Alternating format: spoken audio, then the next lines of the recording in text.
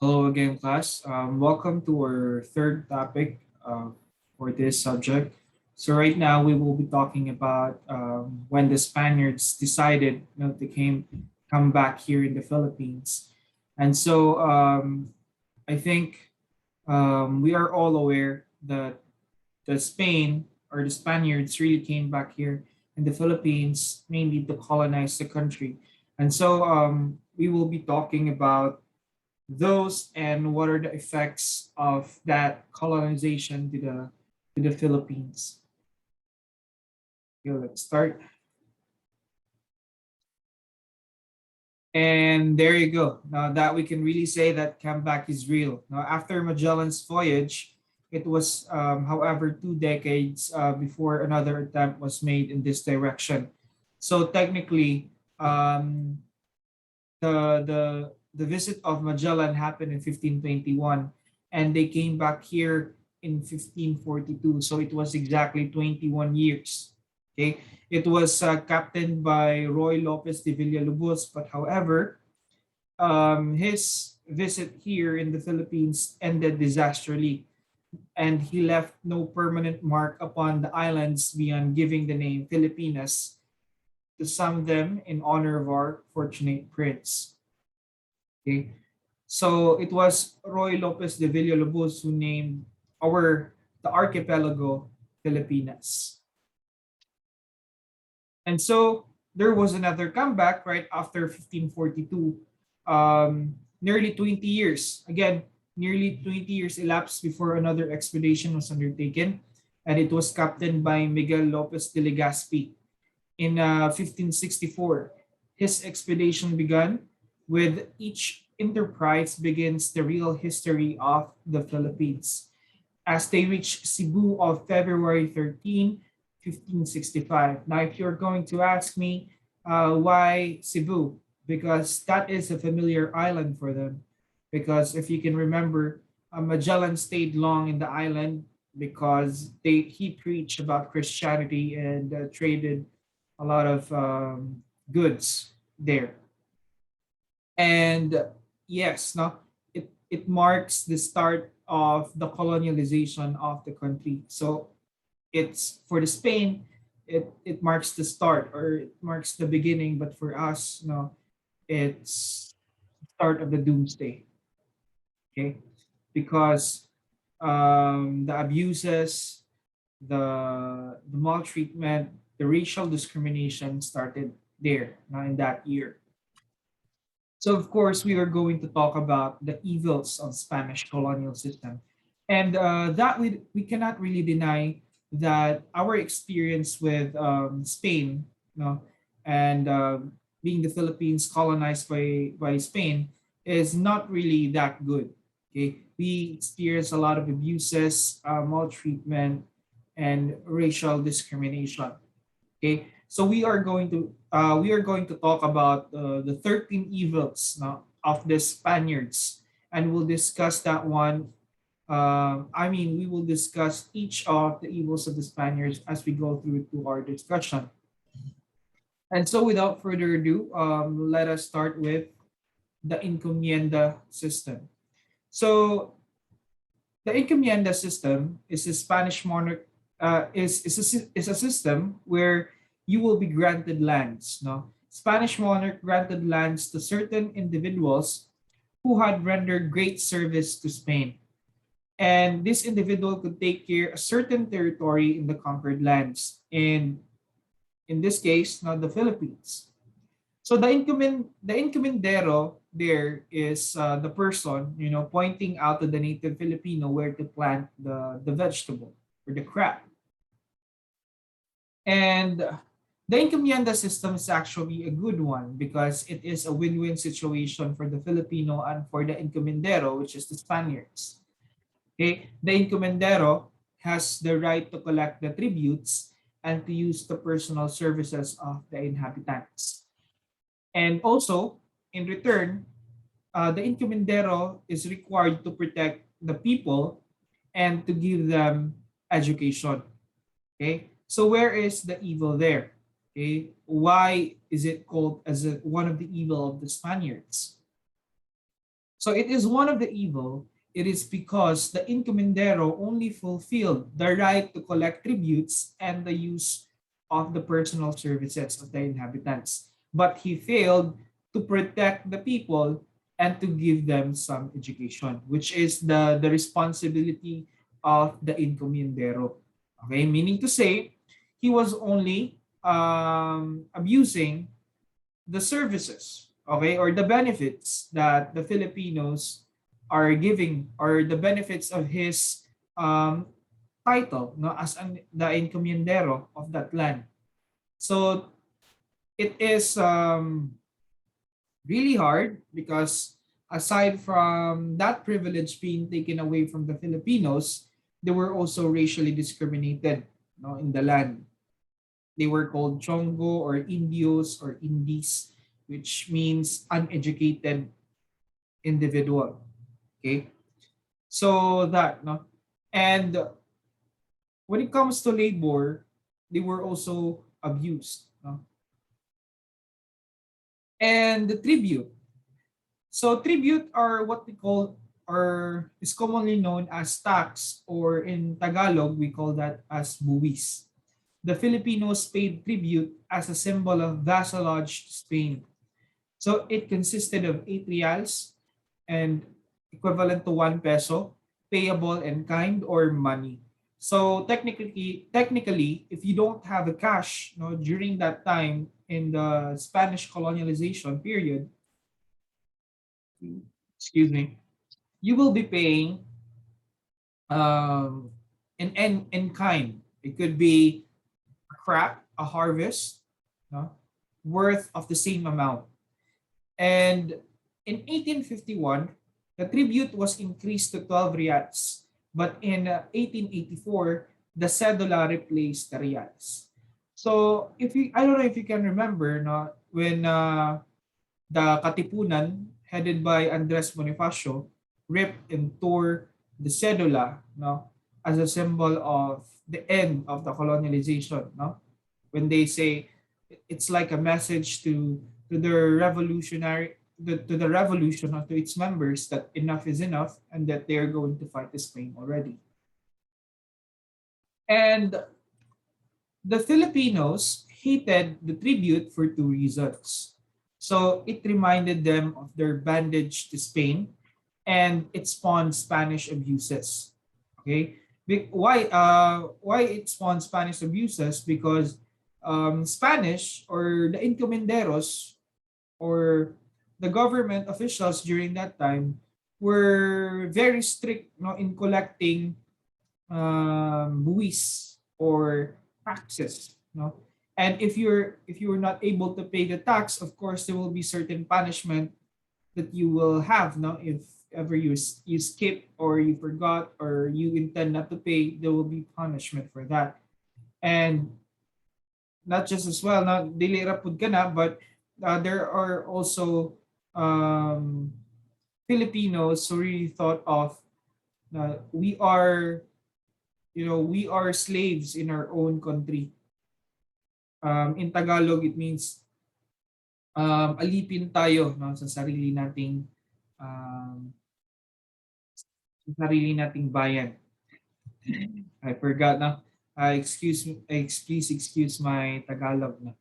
And another evil of the Spaniards is the polo, or forced labor. So the Filipinos were required to serve 40 days in the forced labor pool for or polo, and supposedly should not do service at all, no, during harvesting and planting season.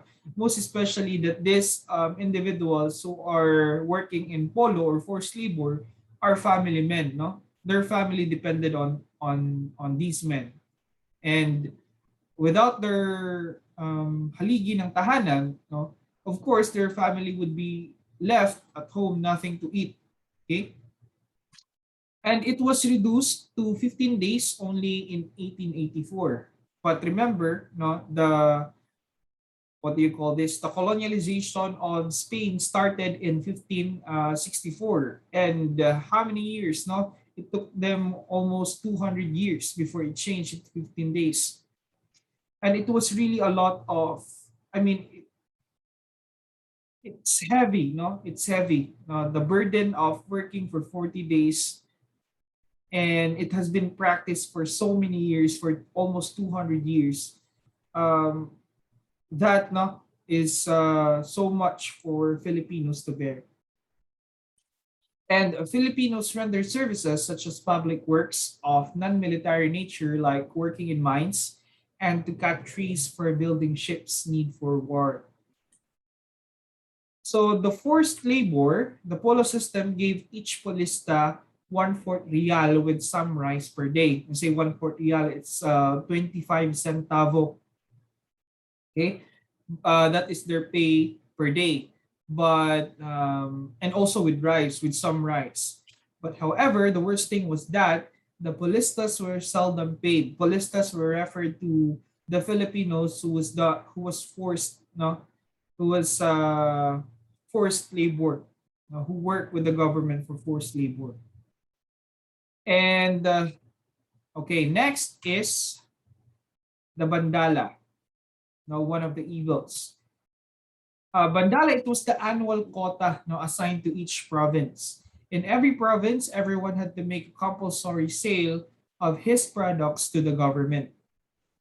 Okay, compulsory sale. So, say for example, you will be going to Naga and you were a Spaniard, and you would tell to the citizens of Naga that I will be collecting, or you should sell me at least 20 sacks, no, next month, 20 sacks of rice.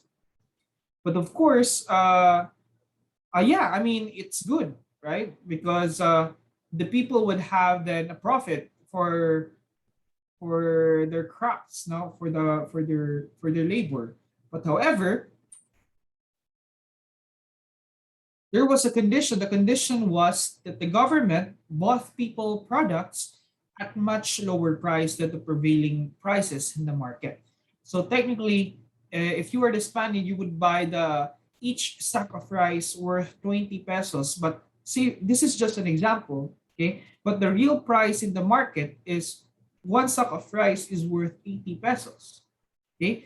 So again, no, if you are going to do it today, no, in this time, it will really it really sounds like an abuse, no, to the farmers.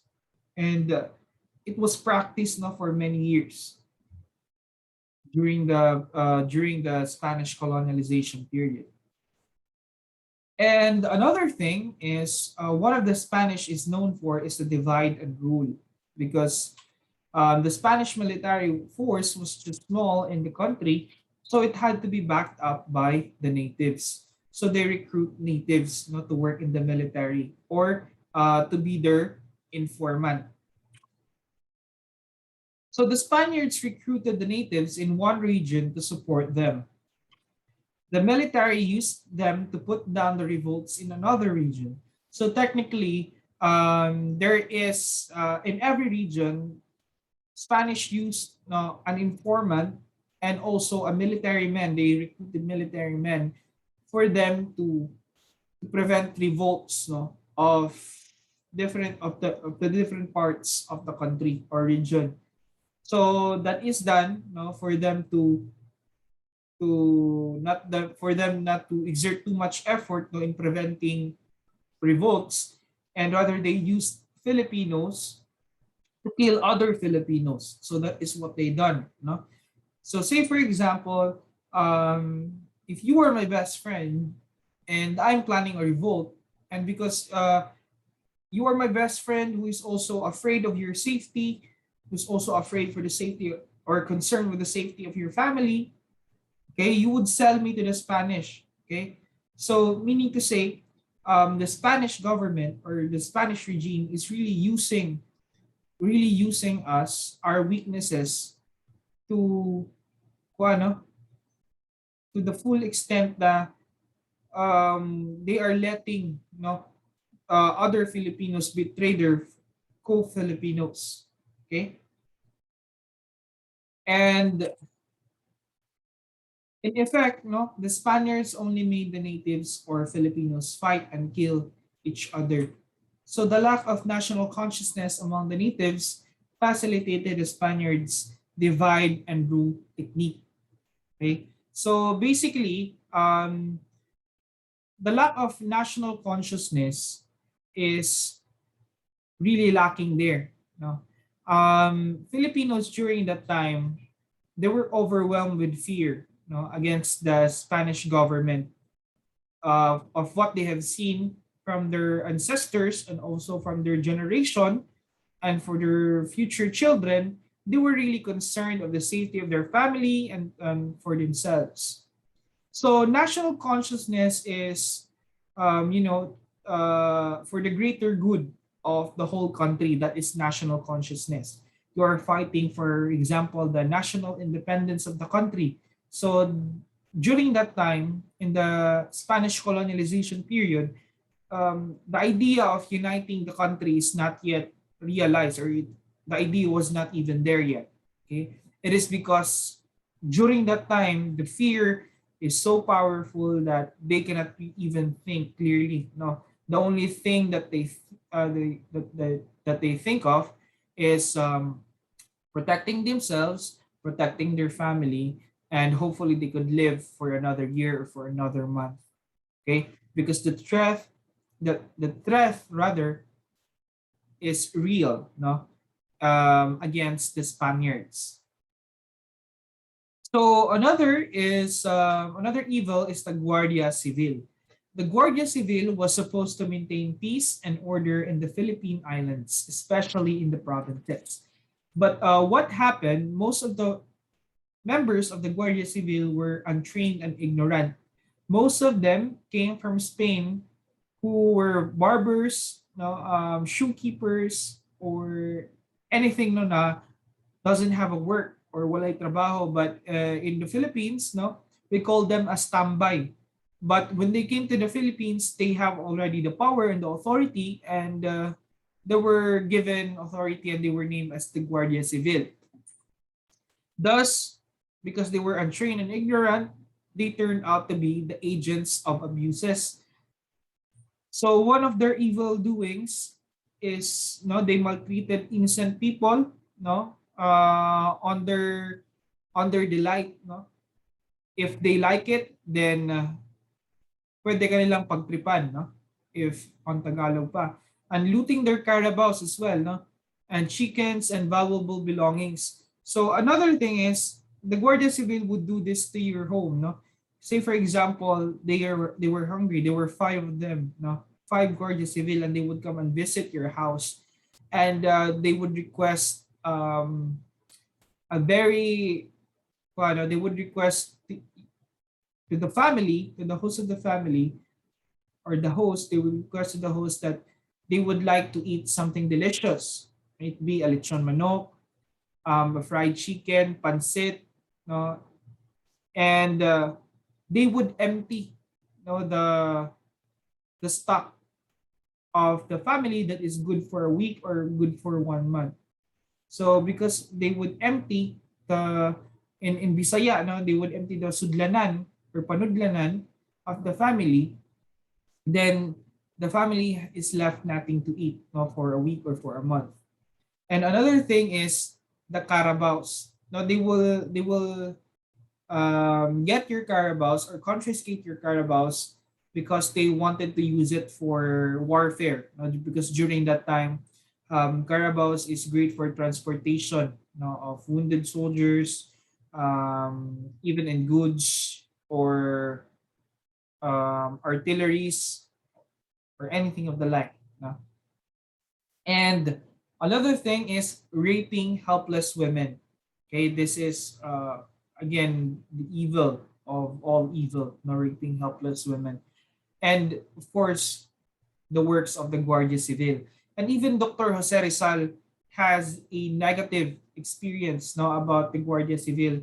When he came across with one of the Guardia Civil, it was late night, and Jose Rizal forgot to pay his respect to one of the Guardia Civil, and the Guardia Civil took notice of it, and he hit Rizal in the face. And Rizal was, of course, never forget about that and was traumatized about the event. No? And also failure of the colonial administration. Okay, so the administration or the government that Spain provided to the Philippines was a failure. Okay, the chaotic condition of Spain affected the Philippines. Because of this, Spain changed its policies in the Philippines and made replacement of Spanish officials. Okay, so they replace a lot of officials. Okay, and these frequent changes of the administration in the Philippines hampered down the economic and political conditions of the country. So Spain's political instability resulted to the loss of many of her colonies in the America because the US during that time was already fighting Spain, to some of her colonies because I think Spain has a colony in the American territory like California, okay, and of course Cuba. The Americans helped the Americans helped Cubans fight Spaniards as well. And so because of this, the challenges that Spain has faced, no, the Philippines was also affected with that. No, it put a lot of instability economically and politically, not to the Philippine administration or to the Spanish administration that was put into the Philippines. And not just that, no, not just the instability, but there are also corrupt Spanish official dam. Corrupt officials was another evil of the Spanish colonial system. So here are one of the examples. General Fernando Primo de Rivera, who enriched himself through bribes and gambling clubs in Manila. So imagine a lot of Filipinos during the Spanish colonialization were really working, no, hard in the mountainous area just to pay their taxes or their tribute on time. But here comes this General Fernando Primo de Rivera who is just spending that money, the collected buwis or the collected tax through bribes and gambling clubs in Manila. So if you were going to hear that, no, now at the present time, of course, no, I don't know, no, what will happen, no, if you are General Fernando Primo de Rivera and the people of the Philippines would find out about it. I don't know what will happen to you, but luckily for General Fernando Primo de Rivera, it happened during the Spanish colonialization. It happened on Spanish colonialization period. Okay, and another is General Valeriano Weyler came to Manila as a poor man and went back home as a billionaire. Can you imagine that one? All of his riches, all of his belongings came from the Philippines, of his anomalies, of his corrupt activities. So Wheeler was also called a tyrant because of his brutal persecution of some people in Calamba, especially the family of Rizal. Now, when Rizal started a propaganda or a peace or a movement, no, fighting Spanish diplomatically using his writings, no, the El Filibusterismo and the No Limitangere. And another corrupt official, we have General Camilo de Polavieja, who was hated now by the people for executing Dr. Jose Rizal. Okay, I think we all know Dr. Jose Rizal is. He's our national hero. Okay, and his his contribution to the revolution was a big part. No, it started from his idea, and it was passed on to Andres Bonifacio, and so on and so forth. And there, and as early as 1810, some Spaniards, barbers, and lackeys were appointed provincial governors and soldiers and district magistrates from no one to someone, you know. So there is an abrupt of granting this person an authority, even if you are untrained, you are unfit to rule, or you are unfit to perform that responsibility. But because Spain is so busy as well now fighting American, Americans. So that's what they did to the Philippines. Now they sent us, they send the barbers, the luckies, and other tambays there in their country to be appointed as provincial governors, soldiers, and district magistrates. Okay, now the Philippine representation in the Spanish courts. Okay, this is one of the positives that we can hear, at least. In 1810, the Spanish government granted representation of the Philippines in the Spanish courts. So in 1810 to 1813, Ventura de los Reyes, he is a Filipino who represents us in the Spanish courts. He made the galleon trade abolished because that is one of the anomalies of or the corrupt activities of the Spaniards or the officials. And the Spaniards, seeing that, no, the Philippine representation was abolished in 1837. They immediately abolished it because it will do them no good, no, in their side. It will not favor them if there is a Filipino representation in Spanish courts. It prevented the exposure, no, of the anomalies or corruptions of the Spanish officials in the Philippines. Some patriots pleaded the restoration of the Philippine representation in the Spanish courts, but the plea only ended in deaf ears. So they were not really listened to. Okay? And the Spanish Constitution in 1812 made several changes in Spain, such as freedom of the press, freedom of speech, freedom to association. Those Spanish missionaries taught the Filipinos one of the most important tenets of Christianity, the equality of all men before God.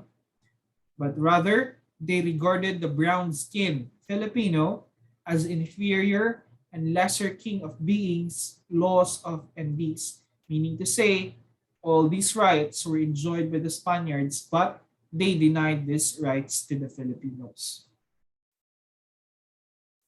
So, corruption characterized the courts in the Philippines during the time of Rizal. Okay? If we say Spanish courts in the Philippines, you will hear only one word, that is corruption. Court of injustice. So justice was costly, partial, and slow. The fastest trial that was ever done, no, by a Spanish court was the time when Rizal was put into trial. It only lasted 3 days or less than a week, and they have already sentenced Rizal to death. No, so that was the fastest. And the poor almost had no access to court for justice, but the rich had. This kind of injustice system in the Philippines remains up to this day. Yes, I think there is still a little bit that we can see about this kind of system. Now, where poor cannot really afford to have an attorney, and yeah, but I think there is already a development, or growth that we can feel. I don't know if you can feel it as well, but if no violation of the poor will be publicized, the culprit, even if you are rich, you will be punished, by the law. Okay, so that. And another, racial discrimination. Racial prejudice was rampant in the Philippines, especially in the offices, in the military, in social gatherings, and even in school. I don't know if you know about this. Rizal was also bullied in Ateneo. He was called Chongo, Indio, because of his flat nose and brown skin. And not just in school, but also in military. Filipino military who served under the Spanish government, they were also racially discriminated. No, they were not given important duties because they think that they cannot be trusted or they cannot perform such duties because they are Filipinos. And man's merit was based on the color of the skin and hair, the shape of the nose, and of the head. Okay, this one, no, I think, in my own opinion, this is one of the number one, no, pinaka-evil, the philocracy. The powerful friars, no, practically governed the Philippines. The archbishop even commanded the governor general. Okay, the friars are the information gatherers, or they are the source of information, and governor generals depended on what kind of information they will be receiving from the friars, right? Because they see the information, or they see the information coming from the friars as accurate and 100% accurate. No? May ana. It is because the friars is the one interacting with the peasants in the provinces of in the different provinces of the country, and they are also the one interacting with the people. So the governor general see them as the source of information from the revolts, from may it be good news or bad news. No, the governor general depended on the friars for this information, and because of that, no, the friars also has what the power to create information or to shape a story even if it's not true. So that's why they are referred to as the most powerful. Okay, that practically, if you're going to see it closely, they are the one governing the Philippines, because whatever they say, the governor general will follow. Okay, so for example, no, I am a friar and you hate me. And even if you are not one of the members of the revolts, I will tell the Spanish government that you are the leader of the revolts, and then you will be hanged or you will be killed. No? That is how the words of the information of the friars is so powerful that it governed practically or literally governed. No? So the church was the link between the small foreign community in Manila and the mass of the peasants in the countryside, since Spanish government lacked the initiative to reach for them. Thus, the governor general depended on the help of the friars in reaching for the peasants. So now we're going to talk about the initial revolts. So in the initial revolts, there are three reasons. One is the evils of the Spanish colonial system. Now, the things that I've discussed earlier, the encomenda system, the bandala, what else? The abuses done by the Guardia Civil, the polo, the forced labor, and so many more. No?